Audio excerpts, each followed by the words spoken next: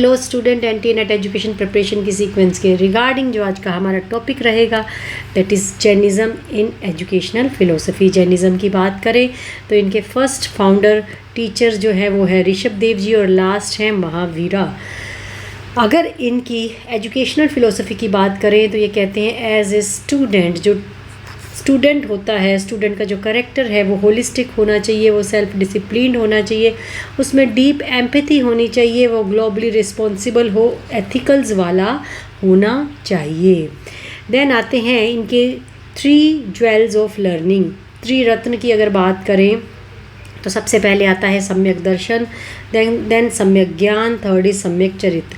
सम्यक दर्शन की बात करें तो ये कहते हैं कि जो हमारा फेथ है वो राइट होना चाहिए, हमें सत्य में विश्वास करना चाहिए और टीचर्स के प्रति हमेशा रिस्पेक्टफुल बने रहना चाहिए। हमारी जो नॉलेज है सम्यक ज्ञान के अकॉर्डिंग वो करेक्ट होनी चाहिए, हमें कुमति नहीं सुमति को धारण करना चाहिए। सम्यक चरित्र की बात करें तो ये कहते हैं कि जो हमारा कंडक्ट है वो क्या होना चाहिए, सही होना चाहिए, हमारा चरित्र जो है वो सही होना चाहिए, अहिंसावादी होना चाहिए। देन बात करते हैं इनके फंडामेंटल पिलर्स की। फंडामेंटल पिलर्स में सबसे पहले आता है इनकी अहिंसा की बात करते हैं। कहते हैं कि आपके मन में हमेशा जीव दया होनी चाहिए, हर एक जीव के लिए दया रखनी चाहिए। देन इन्होंने बात करी है अनेकांतावाद की। अनेकांतावाद यानी कि नॉन एब्सोल्यूटिज्म।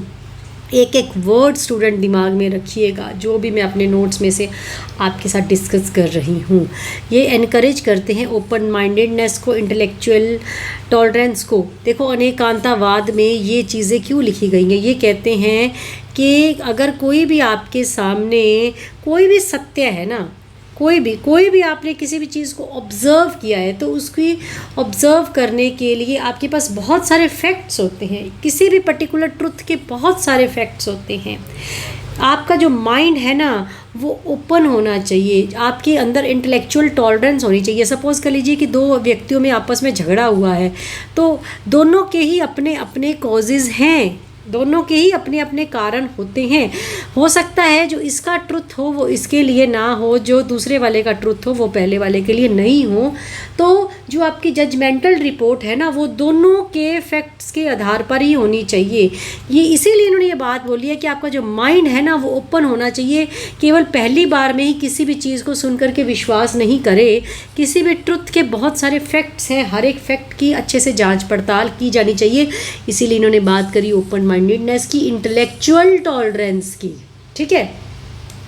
देन बात करते हैं सयादवाद की। सयादवाद यानी थ्योरी ऑफ रिलेटिविटी। ये कहते हैं थ्योरी ऑफ रिलेटिविटी ये कहती है कि जो हमारी थिंकिंग है वो क्रिटिकल होनी चाहिए और डिबेट्स आधारित होनी चाहिए, यानी कि हमें दोनों पक्षों को सुन करके ही जो है हमें अंडरस्टैंड करना चाहिए, चीज़ों को टटोलना चाहिए। अंडरस्टैंडिंग कंडीशंस, अंडरस्टैंडिंग, आप हमेशा अंडरस्टैंडिंग वे में ही चीज़ों को, डिबेट्स को देख करके, सोच समझ कर, क्रिटिकल थिंकिंग के साथ ही जो है वो एक्सेप्ट करें चीज़ों को। देन इन्होंने बात करी यूनिवर्सल एजुकेशन की। जो इनके अकॉर्डिंग जो एजुकेशन है वो नॉन डिस्क्रिमिनेटेड होनी चाहिए, कास्ट, कलर, क्रीड या जेंडर से उसका कोई भी लेना देना नहीं होना चाहिए। टीचिंग मेथड्स की बात करें तो इन्होंने कहा question answers, discussions, self reflections, action oriented, learning by doing, इन सब चीज़ों के ऊपर इन्होंने जो है वो इनके टीचिंग मेथड्स में बोला गया है। बात करें इन जैन एपिस्टेमोलॉजी की तो इनके अकॉर्डिंग जो नॉलेज है that is a intrinsic quality of soul. जीवा की, आपकी सोल की इंट्रिंसिक क्वालिटी जो है वो है ज्ञान यानी कि knowledge. According to Jainism knowledge is divided into 2 primary methods of perception and परोक्षा। प्रत्यक्षा या फिर परसेप्शन कह लीजिए या फिर प्रत्यक्ष कह लीजिए, तो इसमें आपकी जो सोल है वो डायरेक्टली परसीव करती है नॉलेज को।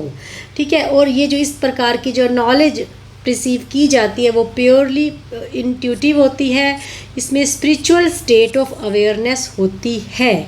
लेकिन अगर बात करें परोक्ष ज्ञान की तो इसमें जो हम नॉलेज धारण करते हैं, जो नॉलेज लेते हैं, वो नॉलेज आपको मिलती है 5 सेंसेस ऑर्गन्स के थ्रू, रीजनिंग के थ्रू, स्क्रिप्चर्स के थ्रू, टेस्ट या वर्बल टेस्टिमनीज के थ्रू। जो भी नॉलेज आप बुक्स से पढ़कर या दूसरों को सुन करके अपनी ज्ञान इंद्रियों के माध्यम से प्राप्त करते हैं, वो होती है परोक्ष नॉलेज। आगे बात करते हैं the 5 types of valid knowledge.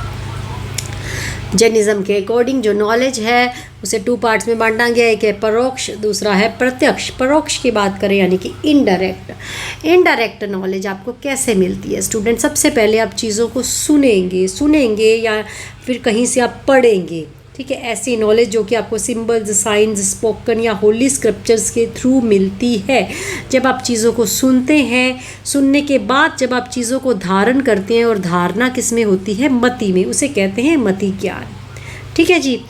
जो नॉलेज आप सेंसरी ऑर्गन्स के थ्रू प्राप्त करते हैं उसे हम लोग कहते हैं मति ज्ञान।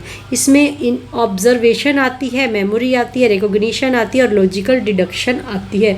लॉजिकल डिडक्शन यानी कि आपने कुछ भी पढ़ा या सुना, स्क्रिप्चर्स के थ्रू, सिंबल्स के थ्रू, साइंस के थ्रू, कुछ भी देखा, ठीक है। आपको एक फॉर एग्जाम्पल एक फार्मूला मिल गया। सपोज कर लीजिए यहाँ पे एक मैथ की एग्जाम्पल लूँगी मैं, जैसे a प्लस बी का whole square is equal to a square plus 2ab plus b square होता है। ये वाला फार्मूला आपको आपके टीचर ने बताया। अब आप अलग अलग वैल्यू डाल के, a की कुछ वैल्यू डाल के या b की कुछ वैल्यू डाल के, अलग अलग वैल्यूज़ डाल के जब आप इस फॉर्मूले को लॉजिकली प्रूव करेंगे उसे हम लोग कहेंगे लॉजिकल डिडक्शन, ठीक है। तो ये है आपका मति ज्ञान। मति ज्ञान तभी आएगा जब आपने सबसे पहले चीज़ों को सुना होगा। देन आता है प्रत्यक्ष नॉलेज की बात करें यानी कि डायरेक्ट बात करें तो सबसे पहले हमारे पास आती है अवधि, देन आता है मन पर्याय और तीसरा आता है केवल्य ज्ञान। अवधि की बात करें तो ऐसी नॉलेज जो बिना इंद्रियों और मन की सहायता से आत्मा के द्वारा धारण की जाती है उसे कहते हैं हम लोग अवधि। देखो ये जो है या तो आप एक्वायर करते हो अपनी तपस्या से या फिर ये बाय बर्थ भी आपके अंदर होती है।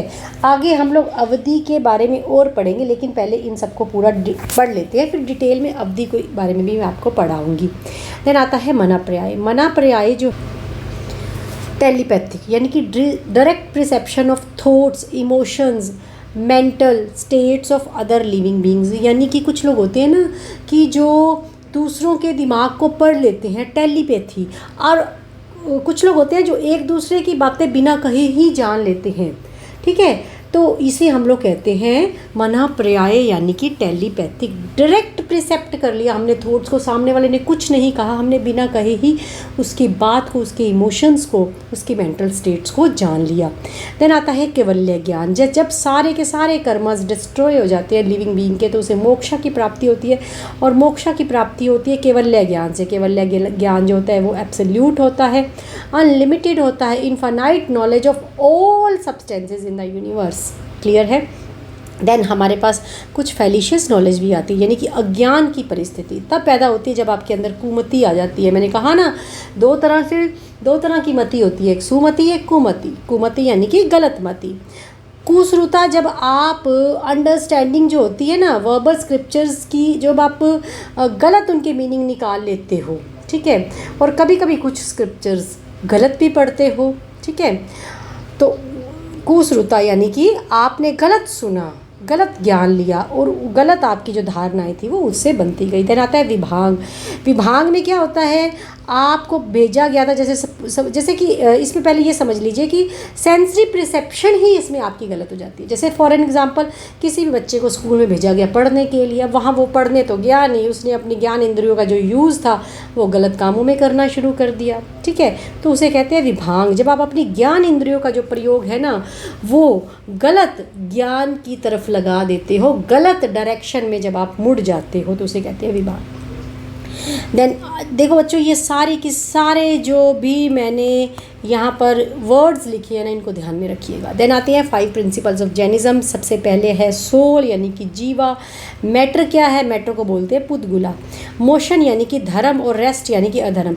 जो जैनिज्म में जो व्यक्ति चलता है, हमेशा चलता रहता है, एक जगह पर स्थिर नहीं रहता, तो उसे भी धर्म का ही हिस्सा माना जाता है। लेकिन अगर व्यक्ति रेस्ट की स्टेट में आ गया है, उसे वो कहते हैं कि ये अधर्म है। स्पेस यानी आकाश, टाइम यानी कि काल। देन बात करते हैं हम लोग मेटाफिजिक्स अकॉर्डिंग टू जैनिज्म।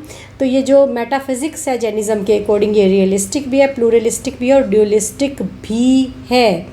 ठीक है, क्योंकि यहाँ पर जो डिस्टिंक्शन है वो जीव और अजीव के बीच में दी गई है, इसीलिए ये ड्यूलिस्टिक भी है, ये प्लूरलिस्टिक भी है। क्यों है प्लूरलिस्टिक? पहले ये पढ़ लेते हैं। ये प्लूरलिस्टिक इसलिए है क्योंकि इसमें 4 फोल्ड परफेक्शन बताई गई है। इन्फानाइट नॉलेज की बात करता है, इन्फानाइट फेथ की बात करता है, इन्फानाइट पावर की बात करता है, इन्फानाइट ब्लिस की बात करता है। कहते हैं कि परफेक्शन तभी आती है जब व्यक्ति के अंदर अपार नॉलेज हो, इन्फानाइट नॉलेज हो, इन्फानाइट फेथ हो, इन्फानाइट पावर हो, इन्फानाइट ब्लिस हो। इसीलिए इन्होंने यहाँ पर ये बोला है, जो इनका मेटाफिजिक्स है वो क्या है? प्लूरलिस्टिक भी है। और ड्यूलिस्टिक क्यों है?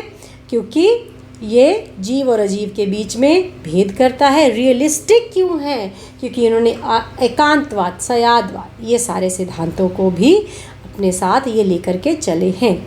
अब अनेकांतवाद, अनेकांतवाद क्या है? अनेकांतवाद ये कहता है, it recognises the existence of an infinite number of inanimate and animate substances. ये कहता है कि एक पर्टिकुलर कोई भी चीज़ कह लो, या कोई भी वस्तु कह लो, या कोई भी व्यक्ति कह लो, उसकी बहुत सारी साइडेडनेस है। ठीक है, इसीलिए इसको बोला गया डॉक्ट्राइन ऑफ मैनी साइडेडनेस। एक व्यक्ति एक पिता भी हो सकता है, एक माँ भी हो सकती है। ठीक है, किसी भी जेंट्स की बात करें तो वो पिता भी हो सकता है, वो सन भी हो सकता है, सिटीजन भी हो सकता है, वो फ्रेंड भी हो सकता है, एज कोई टीचर भी हो सकता है, किसी अदर प्रोफेशन में भी वो हो सकता है। तो हर एक डिस्क्रिप्शन जो है ना वो व्यक्ति की ट्रू है। लेकिन अब यहाँ पर ये देखो कि अगर मैं एक टीचर हूँ, मेरा रोल एक टीचर का है, लेकिन मैं घर में अपने बच्चों के लिए तो एक माँ हूँ ना। अब तो इसका मतलब क्या है? ये एज ए मदर मेरी एक अलग रियलिटी है, एज ए डॉक्टर मेरी, सॉरी एज ए टीचर मेरी एक अलग रियलिटी है। ठीक है जी, तो इसे ही कहते हैं अनेकांतवाद का सिद्धांत। ये बिल्कुल करेक्ट है कि मैं एक मदर भी हूँ, एक टीचर भी हूँ, लेकिन अपने बच्चों के लिए वो तो मुझे एक एज अ मदर ही ट्रीट करेंगे, लेकिन स्टूडेंट वो मुझे एक अलग तरह से, इस तरीके से वो फॉर्मल वे में मेरे साथ नहीं हो सकते ना, वो तो मेरे एक एज अ स्टूडेंट ही रहेंगे, है ना। लेकिन दोनों ही जो रूप है वो हैं एक ही व्यक्ति के। तो ठीक है, इसलिए इन्होंने बोला है नॉन एब्सोल्यूटिज्म को भी इन्होंने स्वीकार किया। इन्होंने बोला है कि जो रियलिटी है वो बहुत कम्प्लेक्स है। देन बात करते हैं सयादवाद की। सयादवाद के अकॉर्डिंग ये कहते हैं, सयाद का मतलब होता है मे बी। ये कहते हैं जो हमारे क्लेम्स होते हैं ना वो पार्शियल होते हैं, वो कंटेक्चुअल होते हैं। हम कहते हैं कि इस पर्टिकुलर चीज़ की एग्जिस्टेंस है। जैसे सपोज कर लीजिए, यहाँ पर एक एग्जांपल देते हो, कुछ लोग कहते हैं कि आत्मा परमात्मा है, ठीक है, कुछ कहते हैं कि नहीं है। लेकिन जिस चीज़ की भी चर्चा हो रही है वो चीज़ इस दुनिया में एग्जिस्ट, इस यूनिवर्स में एग्जिस्ट ज़रूर करती है, लेकिन किसी के लिए वो चीज़ है तो किसी और के लिए वो चीज़ एग्जिस्ट नहीं करती है। इसे हम लोग कहते हैं, यही ये बात बोले, any statement is true only from a particular stand point और कंडीशन। जैसे कि अगर मैं बात करूँ टेबल क्लॉथ की, टेबल क्लॉथ की एग्जिस्टेंट केवल क्लोथ्स में है, लेकिन उसकी एग्जिस्टेंस अगर मैं बर्तनों में चली जाऊँ तो बर्तनों में तो उसकी कोई एग्जिस्टेंस नहीं है। तो इसीलिए वो कहता है कि अगर कोई एक पर्टिकुलर चीज़ जहाँ एक पर्टिकुलर जगह पर एग्जिस्ट करती है, दूसरी जगह पर वो हो सकता है एग्जिस्ट नहीं करती हो। तो जो हमारी क्लेम है वो पार्शियल है और कंटेक्चुअल है, यही है सयादवाद। ठीक है जी। देन बात करते हैं न्यायवाद की।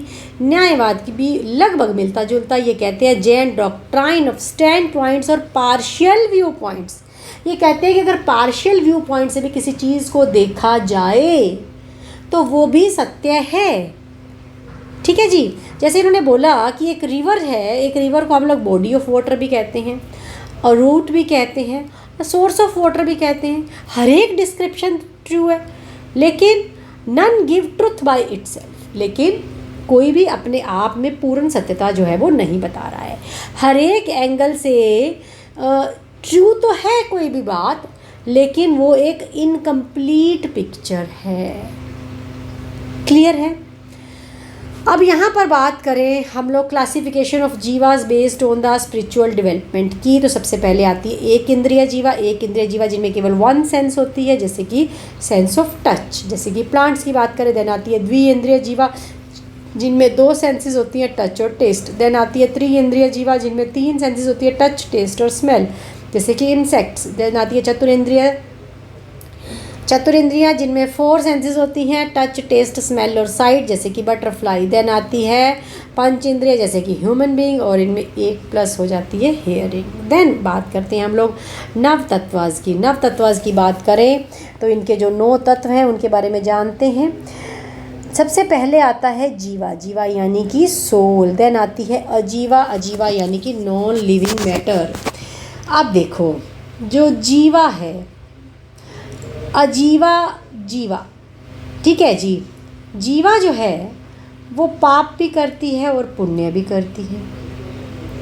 अब पाप और पुण्य आगे ये है फर्स्ट जीवा, सेकंड है अजीवा, थर्ड इज पुण्य, 4 इज पाप, 5 आता है असर्वा। असर्वा यानी कि influx of karmic matter in souls caused by activity of body, speech and mind.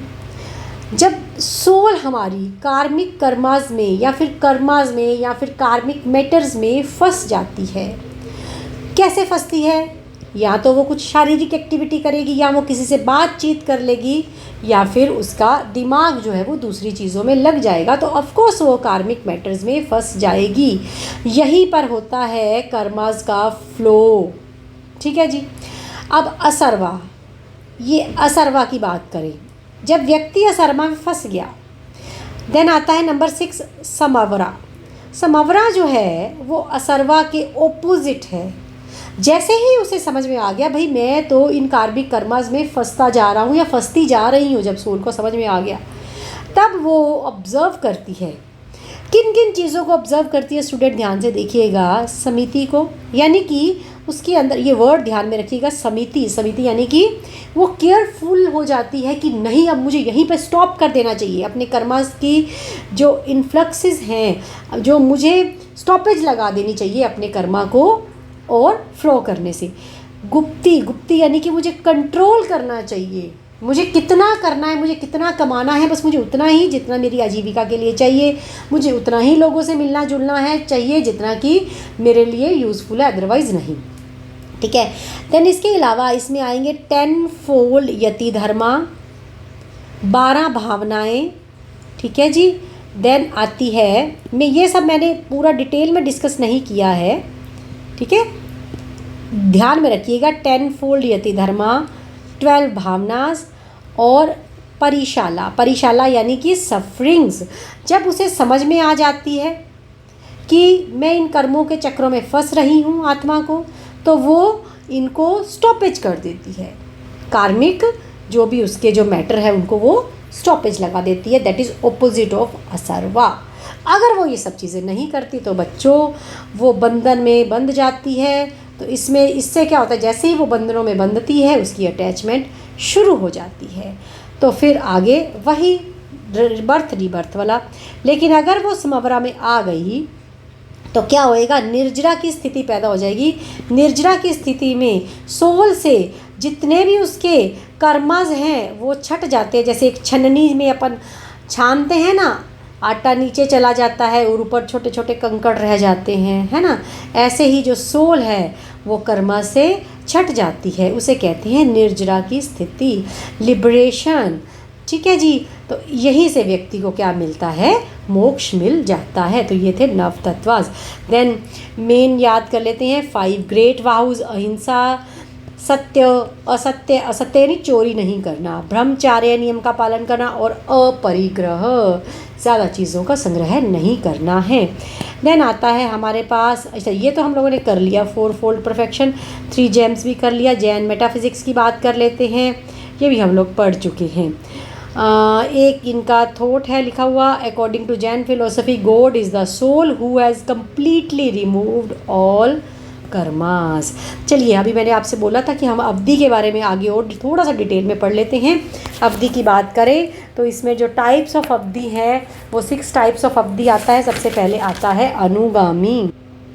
अनुगामी में स्टूडेंट ऐसे विचार, ऐसे थॉट्स जो ट्रैवल करते हैं आपके साथ एक प्लेस से दूसरे प्लेस में, या फिर यूँ कह लीजिए एक लाइफ से दूसरी लाइफ तक, ठीक है, वो होते हैं अनुगामी। लेकिन अनानुगामी में क्या होते हैं, ये जो थॉट्स होते हैं वो डिसअपेयर हो जाते हैं। या तो आप एक लाइफ से दूसरी लाइफ में जाएंगे तो आपके वो जो थॉट्स हैं वो डिसअपेयर हो जाएंगे, या फिर जब आप एक प्लेस से दूसरे प्लेस में जाएंगे तो आपके थॉट्स जो है वो डिसअपेयर हो जाएंगे। अब मैं यहाँ पर एक छोटी सी एग्जांपल देती हूँ। एक बच्चा है, शुरू से माँ बाप ने उसको बहुत अच्छे संस्कार दिए हैं, ठीक है, 12th तक बच्चे को बहुत अच्छे से पढ़ाया लिखाया, उसको बहुत अच्छे से संस्कार दिए।